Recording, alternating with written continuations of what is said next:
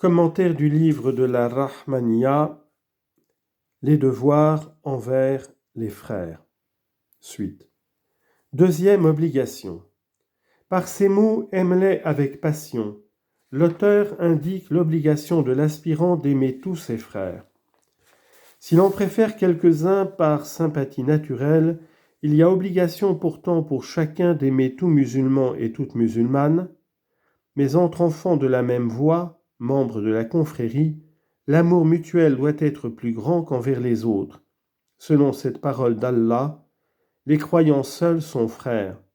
Innama el-ma'uminuna ikhwa. Sourate 49, verset 10. Le prophète a dit, la foi d'un croyant n'est parfaite que s'il aime son frère comme lui-même. El-Shaykhan rapporte, d'après Anas, le prophète a dit, il y a 3 choses dans lesquelles est renfermée la douceur de la foi, l'amour de l'homme par-dessus toute chose envers Allah et son envoyé, et l'amour de l'homme envers son prochain pour l'amour de Dieu.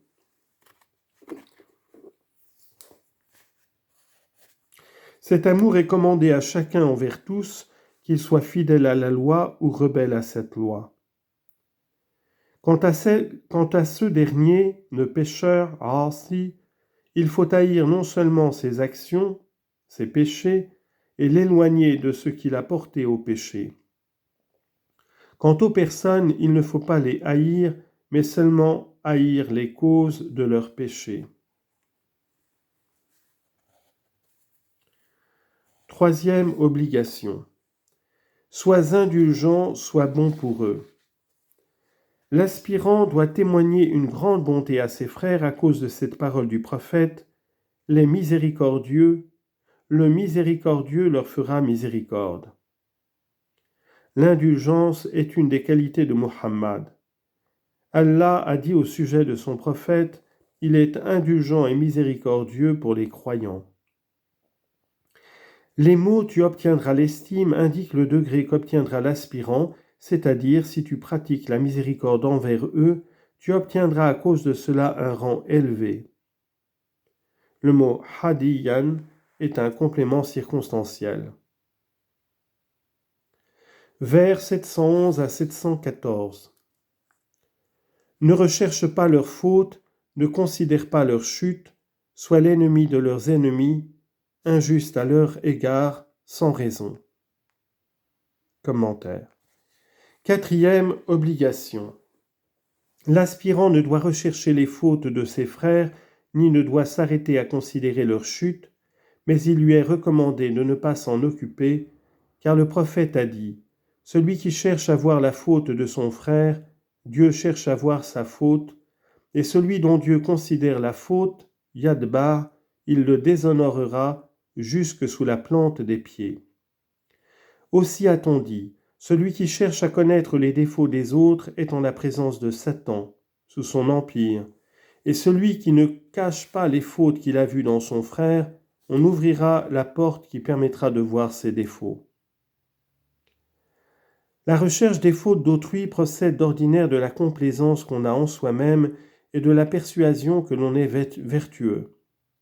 L'aspirant qui prétend marcher dans la voie des hommes de religion, Rijal et Tawhid, doit fermer les yeux sur le plus petit des défauts des autres, comme il a été dit dans ce vers, « L'œil de l'homme bon ne voit pas les défauts, mais l'œil de l'homme mauvais ne voit que les mauvaises actions. » Un hadith rapporte, « Celui qui cache le défaut d'un musulman, Dieu cache ses défauts en ce monde et en l'autre. » On dit que Dieu est pudique et qu'il veut que ce serviteur le soit.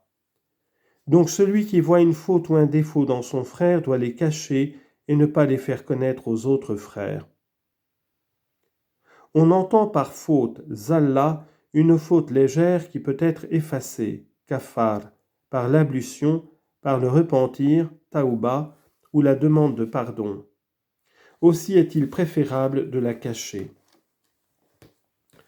Souvent, celui qui a commis une faute l'efface par une action qui la répare, et ainsi il reste dans son état de pureté. Tandis que si l'on faisait connaître sa faute cachée et son état de pécheur, on nuirait à son retour au bien et à sa conversion. Si tu comprends ces choses, tu sauras que cacher les défauts des autres est une action recommandée, tandis que l'approuver et y prêter son concours est une chose coupable. Mais chacun a le devoir, quand il voit une action mauvaise chez un autre, de l'en détourner en disant que la loi ne la permet pas. Dieu a dit, pour éprouver et blâmer ce défaut, ils n'ont pas interdit une action mauvaise, ils l'ont faite eux-mêmes. Sourate 5, verset 8.